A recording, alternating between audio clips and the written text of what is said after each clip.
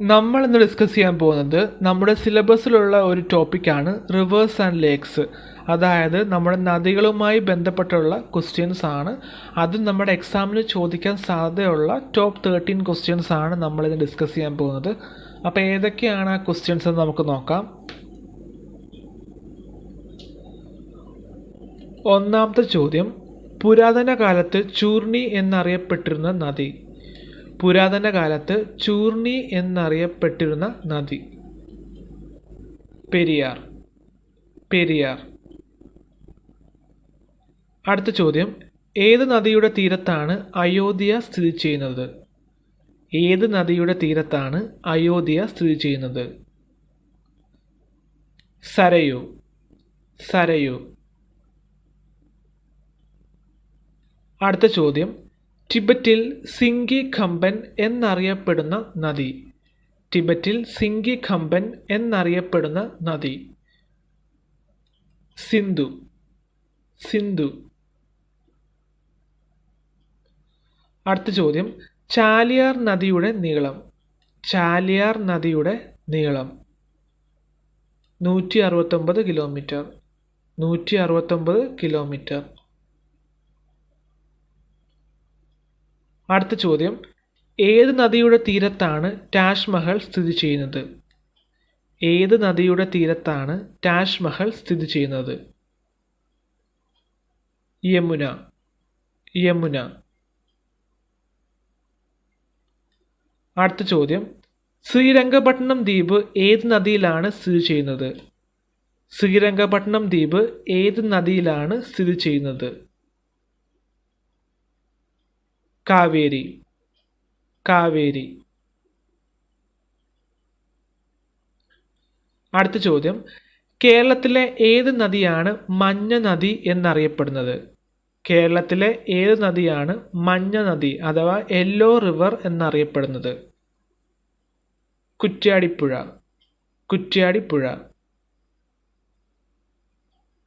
അടുത്ത ചോദ്യം, കേരളത്തിലെ എത്ര ജില്ലകളിൽ തീരപ്രദേശമുണ്ട്? കേരളത്തിലെ എത്ര ജില്ലകളിൽ തീരപ്രദേശമുണ്ട്? 9.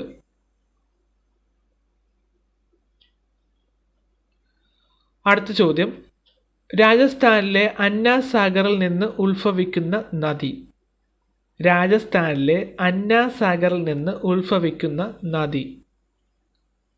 ലൂണി. ലൂണി.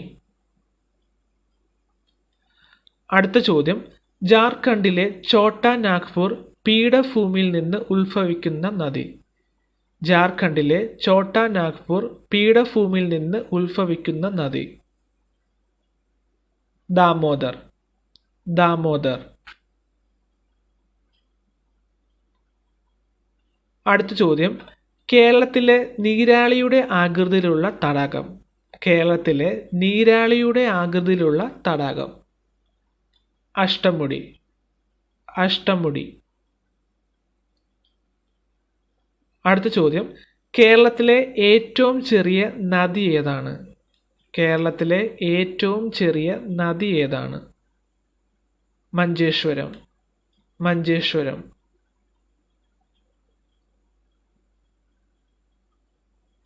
അടുത്ത ചോദ്യം, ഇന്ദ്രാവതി ഏത് നദിയുടെ കൈവഴിയാണ്? ഇന്ദ്രാവതി ഏത് നദിയുടെ കൈവഴിയാണ്? ഗോദാവരി. ഗോദാവരി.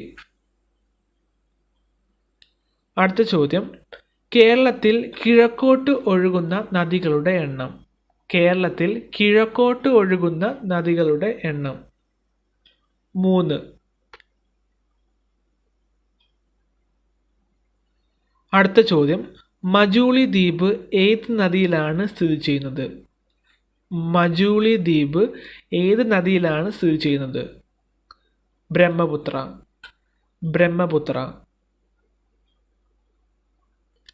അടുത്ത ചോദ്യം, സൈലന്റ് വാലി നാഷണൽ പാർക്കിലൂടെ ഒഴുകുന്ന നദി. സൈലന്റ് വാലി നാഷണൽ പാർക്കിലൂടെ ഒഴുകുന്ന നദി. കുന്തിപ്പുഴ. കുന്തിപ്പുഴ. അടുത്ത ചോദ്യം, വേമ്പനാട് കായലിൻ്റെ നീളം. വേമ്പനാട് കായലിൻ്റെ നീളം 96.5 കിലോമീറ്റർ. 96.5 കിലോമീറ്റർ. അടുത്ത ചോദ്യം, ഗംഗ ഓഫ് ദ സൗത്ത് എന്നറിയപ്പെടുന്ന നദി. ഗംഗ ഓഫ് ദ സൗത്ത് എന്നറിയപ്പെടുന്ന നദി. കാവേരി. കാവേരി. അടുത്ത ചോദ്യം, ഭഗീരഥിയും അളകനന്ദയും ഗംഗയിൽ ചേരുന്നത് എവിടെയാണ്? ഭഗീരഥിയും അളകനന്ദയും ഗംഗയിൽ ചേരുന്നത് എവിടെയാണ്? ദേവപ്രയാഗ്. ദേവപ്രയാഗ്. അടുത്ത ചോദ്യം, ഭാരതപ്പുഴ എവിടെ നിന്നാണ് ഉത്ഭവിക്കുന്നത്? ഭാരതപ്പുഴ എവിടെ നിന്നാണ് ഉത്ഭവിക്കുന്നത്?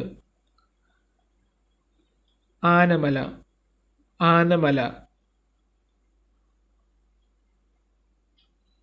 അടുത്ത ചോദ്യം, താഴെ പറയുന്നവയിൽ ഏത് നദിയാണ് ഇന്ത്യൻ പ്രദേശത്ത് നിന്ന് ഉത്ഭവിക്കാത്തത്?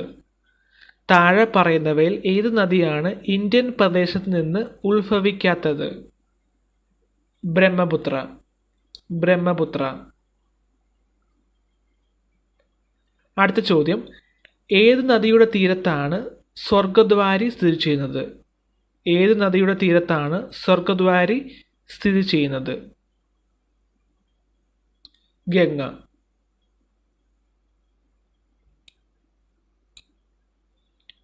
അടുത്ത ചോദ്യം, കേരളത്തിലെ കിഴക്കോട്ട് ഒഴുകുന്ന നദി. കേരളത്തിലെ കിഴക്കോട്ട് ഒഴുകുന്ന നദി. കബനി. കബനി. അടുത്ത ചോദ്യം, ബീഹാറിൻ്റെ ദുഃഖം എന്നറിയപ്പെടുന്ന നദി. ബീഹാറിൻ്റെ ദുഃഖം എന്നറിയപ്പെടുന്ന നദി. കോശി നദി.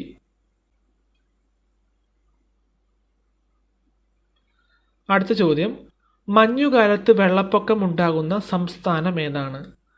മഞ്ഞുകാലത്ത് വെള്ളപ്പൊക്കം ഉണ്ടാകുന്ന സംസ്ഥാനം ഏതാണ്? തമിഴ്നാട്. തമിഴ്നാട്. അടുത്ത ചോദ്യം, ചാലക്കുടി പുഴയുടെ നീളം. ചാലക്കുടി പുഴയുടെ നീളം. 145 കിലോമീറ്റർ. 145 കിലോമീറ്റർ. അടുത്ത ചോദ്യം, ഏത് നദിയുടെ തീരത്താണ് ആലുവ സ്ഥിതി ചെയ്യുന്നത്? ഏത് നദിയുടെ തീരത്താണ് ആലുവ സ്ഥിതി ചെയ്യുന്നത്? പെരിയാർ. പെരിയാർ. അടുത്ത ചോദ്യം, ദക്ഷിണ ഭഗീരഥി എന്നറിയപ്പെടുന്ന നദി. ദക്ഷിണ ഭഗീരഥി എന്നറിയപ്പെടുന്ന നദി. പമ്പ. അടുത്ത ചോദ്യം, ഗിഫ്റ്റ് ഓഫ് പമ്പ എന്നറിയപ്പെടുന്ന സ്ഥലം. ഗിഫ്റ്റ് ഓഫ് പമ്പ എന്നറിയപ്പെടുന്ന സ്ഥലം. കുട്ടനാട്. അടുത്ത ചോദ്യം, കേരളത്തിൽ പടിഞ്ഞാറോട്ട് ഒഴുകുന്ന നദികളുടെ എണ്ണം. കേരളത്തിൽ പടിഞ്ഞാറോട്ട് ഒഴുകുന്ന നദികളുടെ എണ്ണം. 41. 41. അപ്പോൾ ഇത്രയാണ് നമ്മുടെ റിവേഴ്സ് ആൻഡ് ലേക്സുമായിട്ട് ബന്ധപ്പെട്ടുള്ള ടോപ്പ് 13 ക്വസ്റ്റ്യൻസ്. അപ്പോൾ നിങ്ങൾക്ക് ഈ വീഡിയോ ഇഷ്ടമായെങ്കിൽ നിങ്ങൾ ലൈക്ക് ചെയ്യുക. ഒപ്പം ചാനൽ സബ്സ്ക്രൈബ് ചെയ്തിട്ടില്ല എന്നുണ്ടെങ്കിൽ ചാനൽ സബ്സ്ക്രൈബ് ചെയ്യുക.